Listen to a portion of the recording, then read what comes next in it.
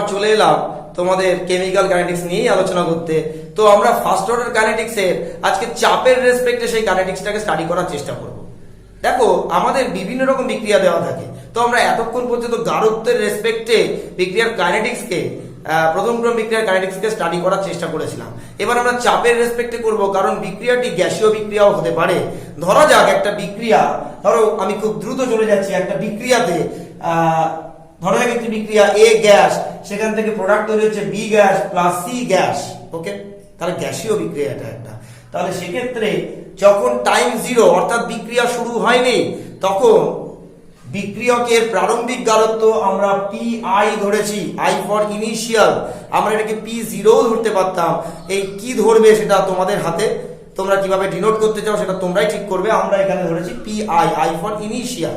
তাহলে টাইম যখন জিরো অর্থাৎ বিক্রিয়া শুরু হয়নি, তখন বি এবং সি কেউই উৎপন্ন হয়নি, ফলে তাদের কোনো চাপ আমরা পাচ্ছি না, সেই চাপটা জিরো। অর্থাৎ টি সময় যদি জিরো হয়, অর্থাৎ সময়টা যদি জিরো হয়, তাহলে আমরা that is T equal to যদি আমরা জিরো ধরি, তাহলে বিক্রিয়াজাত পদার্থের চাপ শূন্য, এবং সেই অবস্থায় বিক্রিয়কের প্রারম্ভিক চাপ পি আই। Mind it. এইবার আমরা টাইম টি অর্থাৎ বিক্রিয়া শুরু হওয়ার টি সময় পরে, বিক্রিয়া শুরু হওয়ার টি সময় পরে ধরে নিচ্ছি যে পরিমাণ বি উৎপন্ন হয়েছে তার চাপ এক্স, আর যে পরিমাণ সি উৎপন্ন হয়েছে তার চাপ এক্স। ওকে, তাহলে এক্স পরিমাণ বি এবং সি উৎপন্ন হওয়ার জন্য কতটা এ কমতে হবে, অর্থাৎ এর চাপ কতটা কমতে হবে, এক্স পরিমাণই কমতে হবে, তাই তো? তাহলে ছিল কত, তার প্রারম্ভিক চাপ পি আই, সেখান থেকে এক্স মাইনাস করে দিয়েছি আমরা, অর্থাৎ পি আই মাইনাস এক্স টি সময় পরে। এটাকে আমরা পি সাফিক্সে টি, পি টি বলছি কেন? টি সময় পরে বিক্রিয়কের চাপ P suffix T equal to P I minus x. Clear? তাহলে এই অবস্থায় সিস্টেমের, এই সিস্টেমটার টোটাল প্রেসার কত হবে, অর্থাৎ পি টোটাল ইকুয়াল টু আমরা যে কটা চাপ পেয়েছি তা যোগ করে দেবো, অর্থাৎ পি আই মাইনাস এক্স পেয়েছিলাম প্লাস এক্স প্লাস আরেকটা এক্স। তাহলে একটা এক্স ক্যান্সেল হয়ে গেল, তাহলে পড়ে রইল কি P total equal to P I plus x. Clear? তাহলে এখান থেকে আমরা এক্স বার করে নিতে পারবো। তাহলে এক্স যদি আমরা বার করি, তাহলে X equal to P T. দেখো, পি সাফিক্সে capital T, that is total pressure. Okay, আমরা এখানেও একটা পিটি করেছি, কিন্তু গুলিয়ে ফেলবে না। এই পিটিটা হচ্ছে, পি সাফিক্স টিটা হচ্ছে টি সময় পরে বিক্রিয়কের চাপ। ওকে, আর এটা টোটাল চাপ of the total pressure of the system. Okay, তো সিস্টেম বলতে ধরো একটা গ্যাস জারের মধ্যে আমরা পিস্টন গ্যাস জার আছে, সেখানে বিক্রিয়াটা সম্পন্ন করছি আমরা। তাহলে সেক্ষেত্রে টোটাল প্রেসার হচ্ছে পি সাফিক্সে ক্যাপিটাল টি। মাইন্ড ইট, যেটা আমরা এতক্ষণ টোটাল লিখছিলাম সেটাকে আমরা ক্যাপিটাল টি করে দিয়েছি। তাহলে এক্স ইকুয়াল টু আমাদের দাঁড়ালো P capital suffix capital T minus P suffix I. Okay, তো এই অবস্থায় তবে এই অংশটা আমরা এখন আর দেখবো না। কেন? এই অংশটা আরেকটা কন্ডিশন। আমরা এখন যেটা বোঝাতে চাইছি, ধরো কোনো একটা নিউমেরিক্যালস দেওয়া হলো, সেই নিউমেরিক্যালসে আমাদের বলা হলো যে initial pressure of the reactant, অর্থাৎ বিক্রিয়কের প্রারম্ভিক চাপ দিয়ে দেওয়া হয়েছে, আর দিয়ে দেওয়া হয়েছে কি, আর দিয়ে দেওয়া হয়েছে টি সময় পরে যে অবশিষ্ট বিক্রিয়ক রয়েছে তার চাপ, অর্থাৎ পি টি দেওয়া আছে এবং পি আই দেওয়া আছে। এই অবস্থায় আমরা কাইনেটিক্সটাকে কিভাবে দেখবো? দেখো, আমরা জানি ফার্স্ট অর্ডার কাইনেটিক্স এর ক্ষেত্রে K equal to rate constant, that is K equal to 2.303 by T log A0, concentration of A0 by A। এটা আমরা জানতাম ইন কেস অফ কনসেন্ট্রেশন, মানে গাঢ়ত্বের ক্ষেত্রে। বোঝা গেল? তাহলে যদি আমরা গাঢ়ত্বের সাথে চাপকে তুলনা করার চেষ্টা করি, তাহলে আমরা এখানে দিয়েছি সিন্স, দ্যাট ইজ যেহেতু, আমরা বলছি যেহেতু A0টা আসলে পি আই এর সাথে তুলনাযোগ্য। আমরা ইকুয়াল টু বলছি এই কারণে যে তুলনা করা যায়। তাহলে যেটা A0 সেটাই আসলে এখানে P I in terms of pressure, চাপের ক্ষেত্রে। আর যেটা এ কনসেন্ট্রেশন অফ এ, তার মানে অবশিষ্ট বিক্রিয়কের গাঢ়ত্ব যেটা ছিল সেটাকে আমরা ধরছি পিটি, দ্যাট ইজ পিটি, টি সময় পরে অবশিষ্ট বিক্রিয়কের চাপ। ঠিক আছে? তাহলে এই ইকুয়েশনে আমরা এই ডেটাটাকে যদি পুট করে দিই, তাহলে কে ইকুয়াল টু দাঁড়াবে 2.303 by T log of P suffix I by P suffix T. Okay, আমরা A0 এর জায়গায় কনসেন্ট্রেশন অফ A0 এর জায়গায় PI বসিয়ে দিয়েছি, আর কনসেন্ট্রেশন অফ A এর জায়গায় আমরা PT বসিয়ে দিয়েছি। ওকে, বুঝতে পারলাম? এইবার আমরা K equal to 2.303 by T log of PI, দেখো PT এর একটা ভ্যালু আমরা এখান থেকে পেয়েছি, that is PI minus x, ওটা বসিয়ে দিয়েছি ওখানে। আমরা এখানে PT এর ভ্যালুটা বসিয়ে দিয়েছি PI মাইনাস x, এখানে আমরা পেয়েছি PT equal to PI minus x বসিয়ে দিয়েছি। ক্লিয়ার? এইবার putting the value of x, আমরা ওখানে আর লিখিনি, ব্যাপারটা আসলে বারবার এত লেখা যায় না যে আমরা পিটি এর মান বসিয়ে পাই বা putting the value of PT, আমরা লিখিনি, আমরা বসিয়ে দিয়েছি ওখানে। তারপরে আমরা এক্স এর মান বসিয়েছি এখানে। তাহলে এক্স এর মানটা কত? এক্স এর মান আমরা এখান থেকে পেয়েছি P total minus P initial. তাহলে PT minus P suffix capital T minus P suffix small I. Okay, আমরা বসিয়ে দিলাম। এক্স এর জায়গায় দেখো, এক্স এর জায়গায় আমরা বসিয়ে দিয়েছি P suffix T minus P suffix I. Okay, তাহলে এখান থেকে আমরা যদি ক্যালকুলেশন করি, দেখো দুটো আগে একটা মাইনাস আছে, তাই পিআই এর আগে আমরা যদি ব্র্যাকেটটা তুলি তাহলে দাঁড়াবে হচ্ছে PI minus PT plus PI. তাহলে দুটো পিআই যোগ করলে 2 PI দাঁড়াবে আমাদের নিচে, এবং মাইনাস পি সাফিক্স টি দাঁড়াবে। Okay, clear? Capital T mind নিচে। তাহলে আমাদের ইকুয়েশনটা দাঁড়ালো K equal to 2.303 by T log of p suffix I by 2p suffix I minus p suffix capital T। ওকে, এটাই হচ্ছে আমাদের একটা কাইনেটিক স্টাডি আমরা করলাম। রেট কনস্ট্যান্টের ভ্যালু আমরা ক্যালকুলেট করলাম। আমাদের অনেক নিউমেরিক্যালস IIT-তে আসে, আমাদের নিট এক্সামে আসে, আমাদের প্রচুর অল ইন্ডিয়া যে কম্পিটিটিভ এক্সামগুলো রয়েছে সেখানে এখান থেকে নিউমেরিক্যালস আসে। যদিও অনেক স্টেট বোর্ড মানে রাজ্য ভিত্তিক যে বোর্ডগুলো রয়েছে, সেটা ওয়েস্ট বেঙ্গলের ক্ষেত্রেও প্রযোজ্য, সেখানে এই টোটাল ডিটেলসটা আমাদের খুব একটা করার প্রয়োজন হয় না, বা বইতে তেমন একটা এটা নিয়ে আলোচনাও করা নেই, কিন্তু এটা খুব গুরুত্বপূর্ণ কম্পিটিটিভ এক্সামের জন্য। তাহলে ইকুয়েশনটা আবার একবার বলে দিচ্ছি, K equal to 2.303 by small t log of p suffix I by 2p suffix I minus p suffix capital T, that is total pressure. ওকে, তো এই ইকুয়েশনটা দিয়ে আমরা নিউমেরিক্যালস করতে পারবো। কখন এই ফর্মুলাটা আমরা অ্যাপ্লাই করব, এটা খুব গুরুত্বপূর্ণ। আমরা কখন অ্যাপ্লাই করব? যখন নিউমেরিক্যালস এর ডেটা হিসেবে আমাদের দেওয়া থাকবে initial pressure of the reactant, অর্থাৎ বিক্রিয়কের প্রারম্ভিক চাপ দেওয়া থাকবে, আর টি সময় পরে বিক্রিয়কের মানে অবশিষ্ট বিক্রিয়কের চাপ দেওয়া থাকবে। তার মানে পিটি দেওয়া থাকবে, পি স্মল টি দেওয়া থাকবে। এইরকম ক্ষেত্রে আমরা এই ফর্মুলাটা ডিরেক্ট প্রয়োগ করতে পারি। আবার টোটাল প্রেসার দেওয়া থাকলে আমরা এই ফর্মুলাটা ইনপুট করতে পারি। আমরা অনেক সময় এই ফর্মুলাটাকেও পুট করতে হতে পারে আমাদের নিউমেরিক্যালস করার জন্য, যে K equal to 2.303 by T log P suffix I by P suffix small t, অর্থাৎ টি সময় পরে অবশিষ্ট বিক্রিয়কের চাপ, সেটা দিয়ে অঙ্ক করতে হতে পারে, আমাদের নিউমেরিক্যালস করতে হতে পারে। সেটা হলে তো বেশ সহজ হয়ে যায়, কিন্তু অনেক ক্ষেত্রে এমন হয় যে টোটাল প্রেসারও দেওয়া থাকতে পারে, আর ইনিশিয়াল প্রেসার অফ দ্য রিঅ্যাক্ট্যান্টও দেওয়া থাকতে পারে। তাহলে তখন আমরা এই ফর্মুলাটা অ্যাপ্লাই করব। বুঝতে পারলাম? আবার দেখো ডেটাটা একটু চেঞ্জ করে দিল। কেমন? টি ইকুয়াল টু ইনফাইনাইটের একটা ভ্যালু দিল, অর্থাৎ এমন একটা নিউমেরিক্যালস দিল যেখানে পি ইনফাইনাইটের মানে ভ্যালু আমরা জানি, পি ইনফাইনাইটের ভ্যালু আমরা জানি। That means T equal to যখন ইনফাইনাইট মানে বিক্রিয়া শুরু হওয়ার 5 ঘন্টা, 10 ঘন্টা, 12 ঘন্টা, 15 ঘন্টা, 20 ঘন্টা পরে একটা ভ্যালু আমাদের দেওয়া আছে, ধরে নাও। খুব ভালো কথা। তারপর টি ইনফাইনাইটের সময় একটা ভ্যালু আমাদের দেওয়া রইল, সেই ভ্যালুটা আসলে P infinite, P suffix infinite. তো সেক্ষেত্রে এমনও হতে পারে আমাদের পি আই এর ভ্যালুটা আমাদের নাও দেওয়া থাকতে পারে, তার মানে এটা জানা নেই, এমনও হতে পারে। ঠিক আছে, তো আমরা এখানে লিখেছি যদি পি ইনফাইনাইট দেওয়া থাকে এবং পি আই জানা নেই এমন হয়, তাহলে আমরা কি করব? ধরো টি ইকুয়াল টু যখন ইনফাইনাইট, তখন তো আর বিক্রিয়ক তেমন কিছু অবশিষ্ট নেই, তাহলে বিক্রিয়কের যে চাপ, অবশিষ্ট বিক্রিয়কের চাপ বলতে চাইছি আমি, সেটা 0। তাহলে যতটা initial pressure of the reactant ছিল ততটাই এখন প্রোডাক্ট ফর্ম করে গেছে। তার মানে বি কতটা আছে, বি এর চাপ কত এখন? P I. সি এর চাপ কত? P I. তাহলে সেখান থেকে পি ইনফাইনাইট যদি আমাদের বার করতে হয়, P suffix infinite that is equal to PI plus PI, দুটো যোগ করে দেবো, যোগ করলে 2pi, তাহলে সেখান থেকে আমরা পিআই বার করে নিতে পারবো। পিআই যেহেতু জানা নেই তাই এটাকে আমাকে বার করে নিতে হবে এবং পরবর্তীকালে এটা কাজে লাগাতে হবে। তাহলে পিআই ইকুয়াল টু আমাদের দাঁড়ালো পি ইনফাইনাইট বাই 2।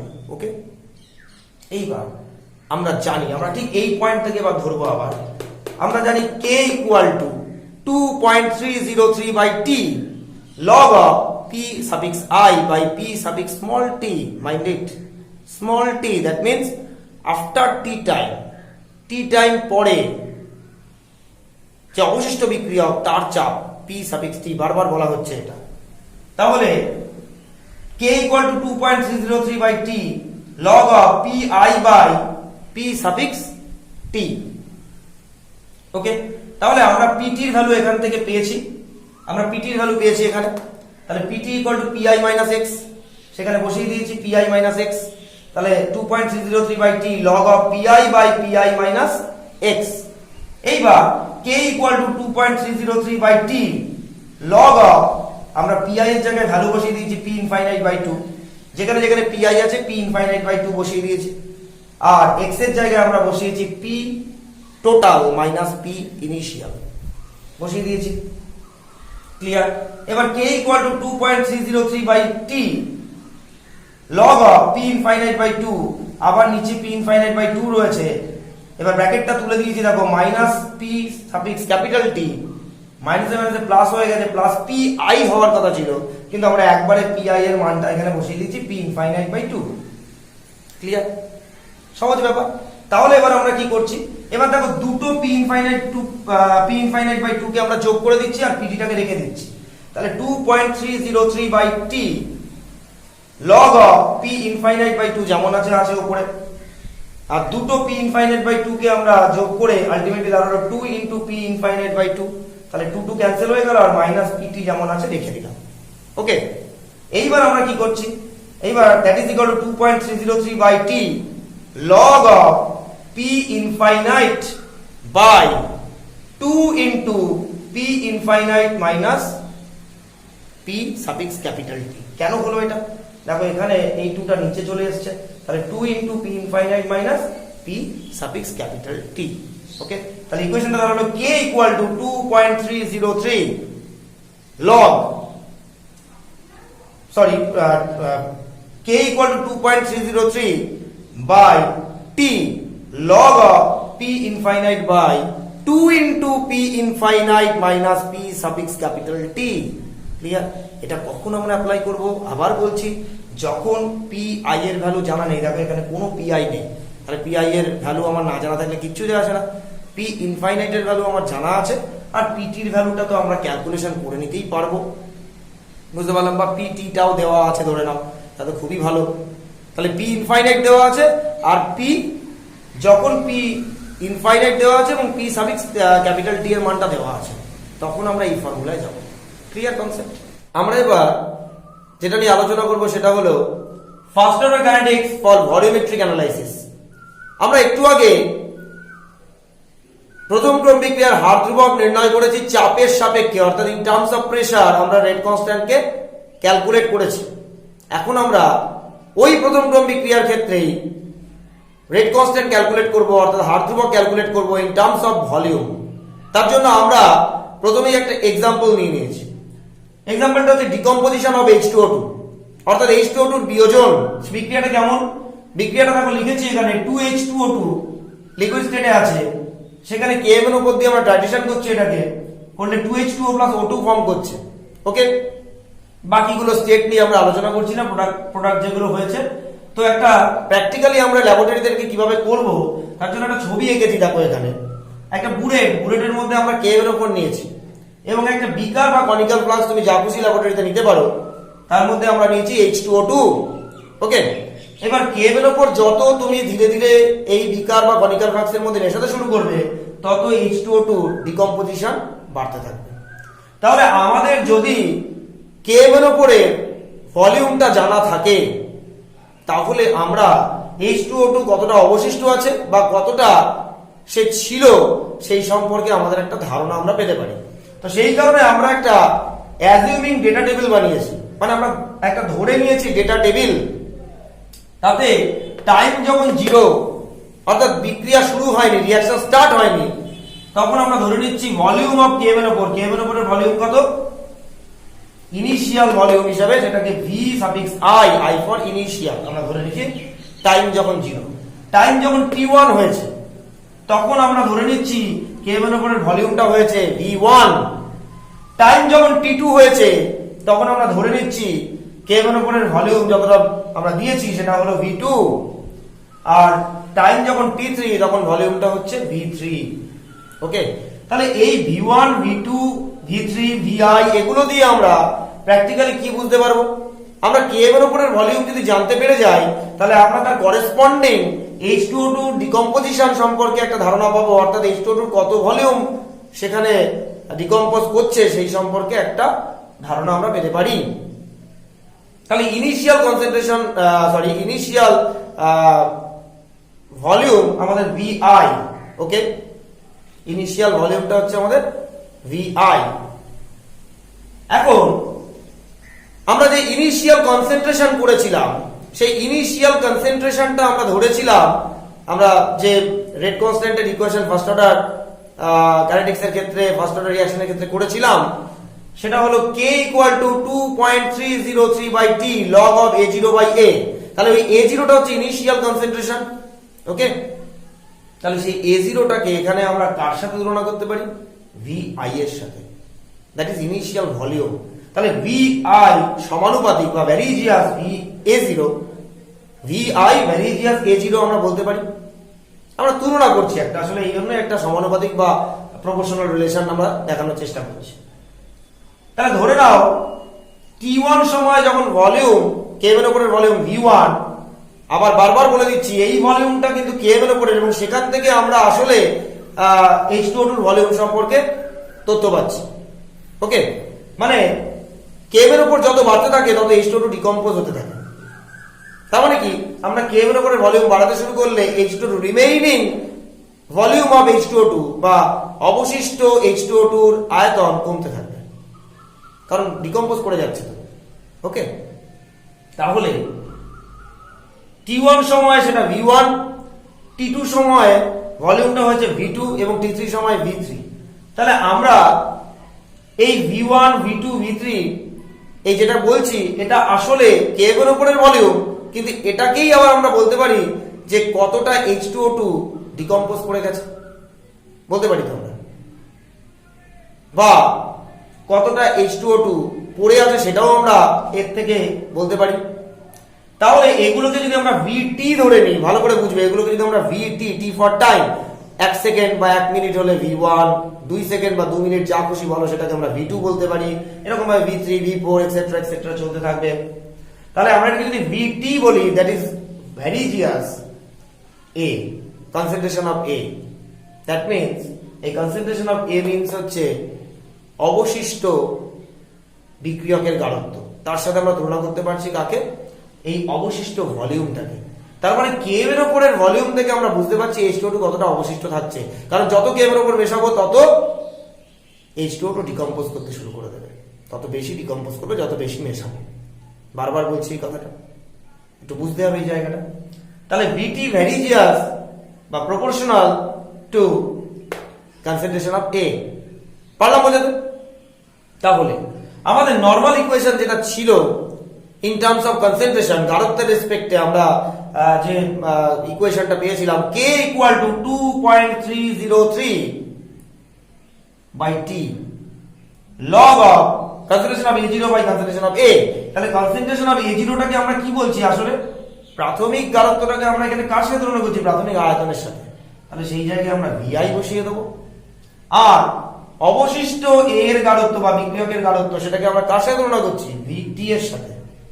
তাহলে আমরা এই জায়গাটাতে VT বসিয়ে দেবো। তাহলে ইকুয়েশনটা দাঁড়াবে k = 2.303/t log of V(I)/V(t)।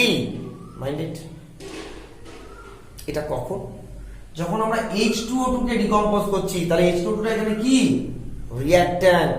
তাহলে রিঅ্যাকট্যান্টের ক্ষেত্রে যদি আমরা টাইট্রেশনটাকে রিঅ্যাকট্যান্টের টাইট্রেশন করি, তখনই আমরা এই ধরনের ইকুয়েশন প্রয়োগ করব, যদি আমাদের ইনিশিয়াল ভলিউমটা জানা থাকে, ওকে, বা প্রাথমিক আয়তনটা জানা থাকে, এবং আমরা টি সময় পরে কতটা আয়তন ডিকম্পোজ করেছে বা কতটা কেএম এর উপর মিশিয়েছি সেটা আমাদের জানা থাকে।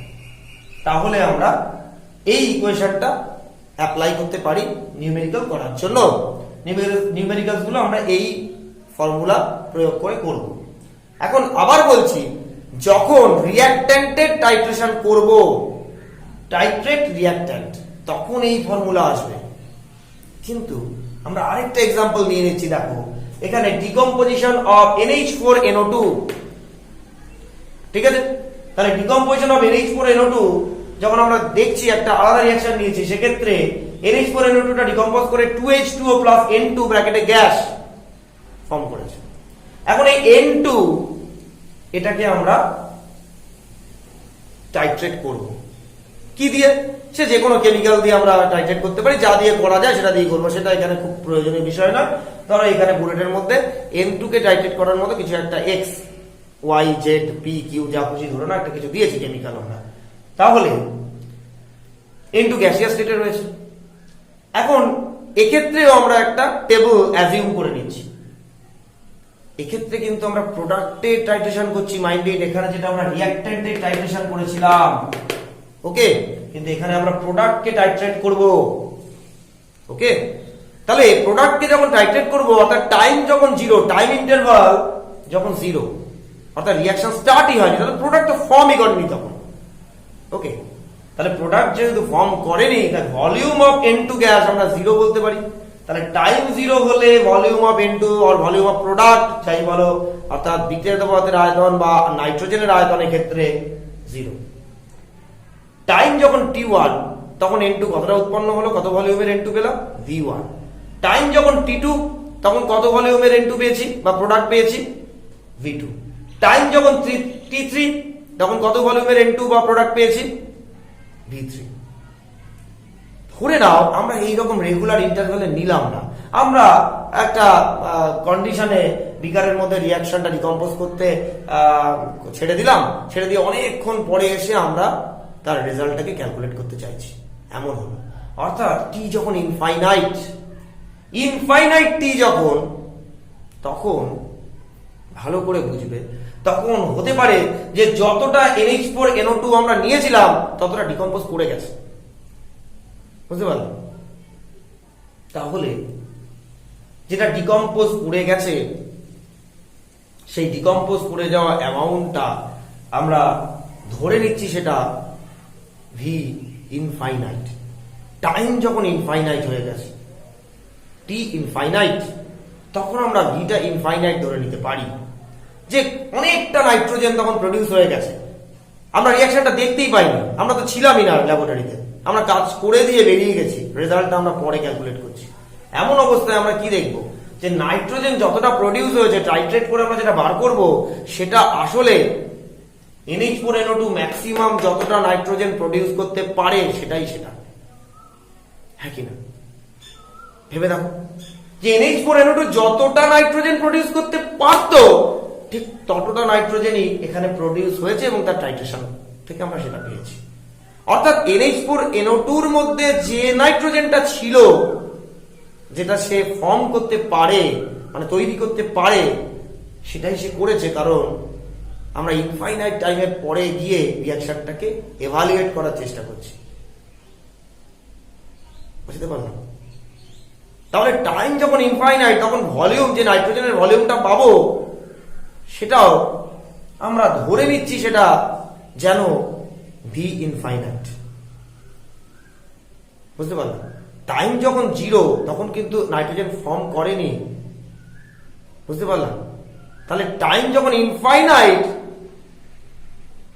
তখন কিন্তু আমাদের নাইট্রোজেন ফর্ম করেছে। আমরা যদি রিভার্স ওয়েতে ভাবি, একটু বোঝবার চেষ্টা করি, আমরা যদি রিভার্স ওয়েতে ভাবি, রিঅ্যাকশনটা রিভার্স হচ্ছে, তাহলে যতটা NH4NO2 থেকে নাইট্রোজেন উৎপন্ন হতে পারতো সেটা উৎপন্ন হয়ে গেছে, সে আবার রিভার্স রিঅ্যাকশনে NH4NO2 ফর্ম করছে, কথার কথা ধরে নিচ্ছে।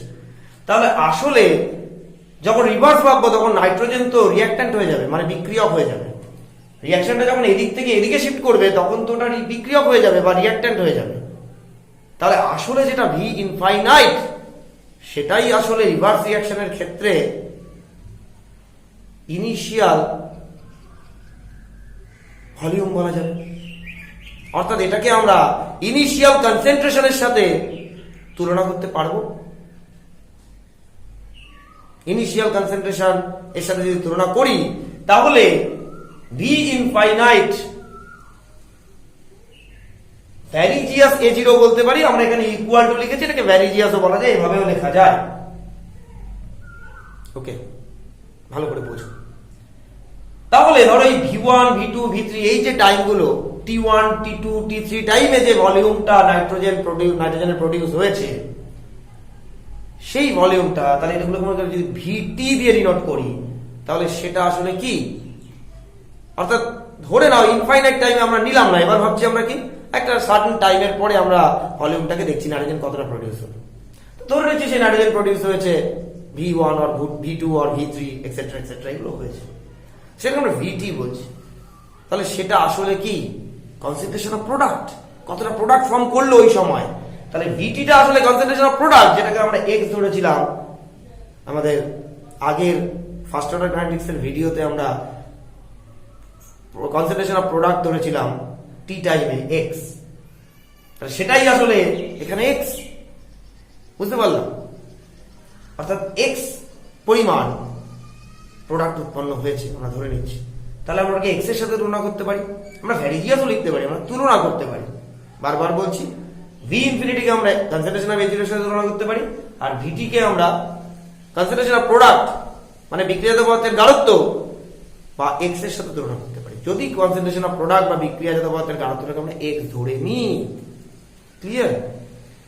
তাহলে আমরা রিমেইনিং ভলিউম বা অবশিষ্ট আয়তন কি করে বার করি বিক্রিয়কের ক্ষেত্রে, মনে আছে নিশ্চয়ই তোমাদের? তাহলে রিমেইনিং ভলিউম অফ রিঅ্যাক্ট্যান্ট, যেটাকে আমরা এখানে রিঅ্যাক্ট্যান্ট কোনটা আমাদের NH4NO2 সম্মুখবর্তী বিক্রিয়ার ক্ষেত্রে NH4NO2, সেটা কি ধরে না আমরা আরেকবার বুঝে নিই যে আমার ইনিশিয়াল কনসেন্ট্রেশন ছিল A0, ওকে, মানে এখানে যেটা V infinity product maximum product যেটা ফর্ম করেছে, তার মানে ম্যাক্সিমাম রিঅ্যাক্ট্যান্ট ম্যাক্সিমাম প্রোডাক্ট দিতে পারে। তাহলে ম্যাক্সিমাম রিঅ্যাক্ট্যান্ট মিন্স তার ইনিশিয়াল ভলিউম, সেটাই তো ম্যাক্সিমাম প্রোডাক্ট ফর্ম করতে পারে। তাহলে ম্যাক্সিমাম প্রোডাক্ট ফর্ম হয়েছে যে ভলিউমের, যে আয়তনের, সেটাই তো maximum amount of or volume of decomposed reactant. Okay, বুঝতে পারলাম? মানে সবচেয়ে বেশি যতটা রিঅ্যাক্ট্যান্ট বিয়োজিত হতে পারে, বুঝতে পারলাম? তো ধরে নিচ্ছি এ ছিল ইনিশিয়াল কনসেন্ট্রেশন, A0 ছিল ইনিশিয়াল কনসেন্ট্রেশন, তার থেকে এক্স পরিমাণ প্রোডাক্ট ফর্ম করে গেছে, যেটাকে আমরা ভিটি বলছি। এখানে ব্র্যাকেটে ভিটি লিখে দিয়েছি, এক্সটাকে তুলনা করছি ভিটির সাথে। ওকে, তাহলে A0 এক্স পরিমাণ প্রোডাক্ট ফর্ম যেমন করেছে, তেমন এ পরিমাণ অবশিষ্টও রয়েছে। তাহলে এ পরিমাণ অবশিষ্ট আছে মানে আসলে এ কে আমরা কি লিখতে পারি? আমরা লিখতে পারি A0 মাইনাস এক্স, কারণ A0 পরিমাণ ম্যাক্সিমাম রিঅ্যাক্ট্যান্ট ছিল বা ইনিশিয়ালি এত গাঢ়ত্বের রিঅ্যাক্ট্যান্ট ছিল, আর প্রোডাক্ট ফর্ম করেছে এক্স পরিমাণ, তাহলে অবশিষ্ট কতটা রয়েছে? A0 minus x, concentration of A0 minus x, তাই না?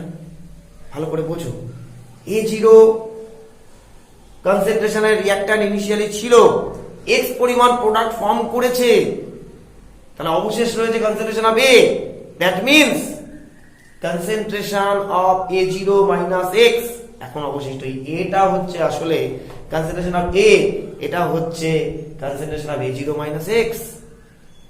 ওকে, তাহলে কনসেন্ট্রেশন অফ A0 কে আমরা কি বলেছি? কনসেন্ট্রেশন অফ A0 কে আমরা বলেছি ভি ইনফিনিটি।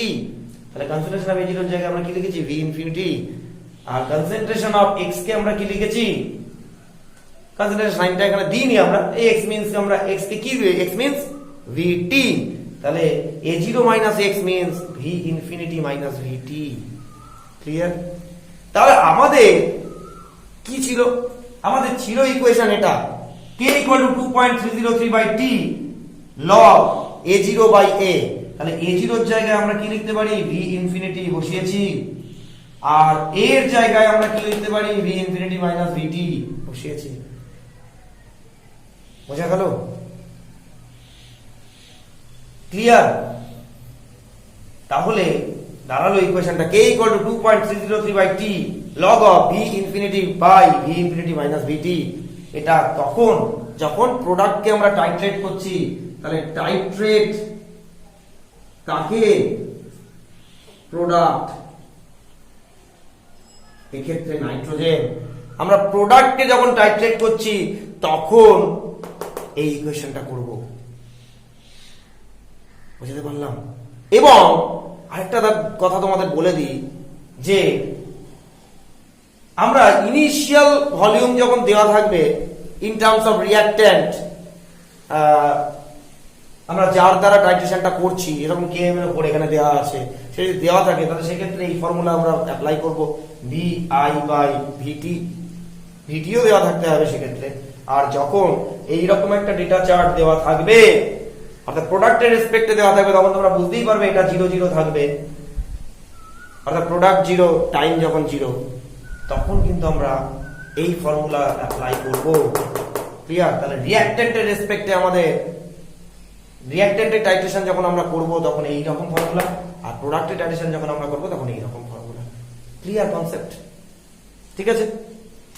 তো এইটা প্র্যাকটিক্যালি দেখো আমাদের এইচএস সিলেবাসে, মানে সে স্টেট বোর্ডের যে 10+2 তে যে সিলেবাস রয়েছে তাতে খুব বেশি এটা কোনো বইতেই তেমন আলোচনা করা নেই। তবে আবার বলছি, এই ভিডিওটা আমি বানালাম অনলি আইআইটি এন্ট্রান্স, নিট, এই ধরনের অল ইন্ডিয়া কম্পিটিটিভ এক্সামগুলোর জন্য এটা বানানো। এবং প্রয়োজনে এই ভিডিওটা আমি তোমাদের আরো বড় কথা বলি, এটা নেট, সেট এই ধরনের এক্সামগুলোতেও খুব উপযোগী একটা ভিডিও। এটা তোমরা ভালো করে এই ভিডিওটা খেয়াল করবে। তোমাদের বইতে হয়তো এই সম্পর্কে খুব বিশেষ বড় কিছু আলোচনা করা নেই, আমি অনেকটা বড় করে এটা আলোচনা করার চেষ্টা করলাম যাতে নিউমেরিক্যালস গুলো তোমাদের খুব ভালো হয়, সুবিধে হয় করতে, সেই জন্য। তো আশা করি তোমাদের ভিডিওটা খুব ভালো লাগলো, তোমরা বুঝতেও পেরেছো, এটা আমার বিশ্বাস। তো তোমরা ভিডিওগুলো পরপর দেখতে থাকো, ভালো করে পড়ো, আর অবশ্যই অবশ্যই আমার এই চ্যানেলটিকে সাবস্ক্রাইব করে নেবে, কেমিস্ট্রি উইথ বিকে। এবং তোমার বন্ধু বান্ধবের মধ্যে তুমি ছড়িয়েও দিতে পারো, জ্ঞান যত ছড়াবে তত বাড়বে, তাতে কোনো অসুবিধা নেই। তুমি আরো বেশি ছড়িয়ে দাও মানুষের মধ্যে, যারাও শিখুক। তোমাদের কোনো প্রশ্ন থাকলে অবশ্যই কিন্তু কমেন্ট বক্সে জানাবে, অবশ্যই কমেন্ট বক্সে জানাবে। ওকে, ভালো থেকো, সাবধানে থেকো, পরবর্তী ভিডিওর জন্য অপেক্ষা করো।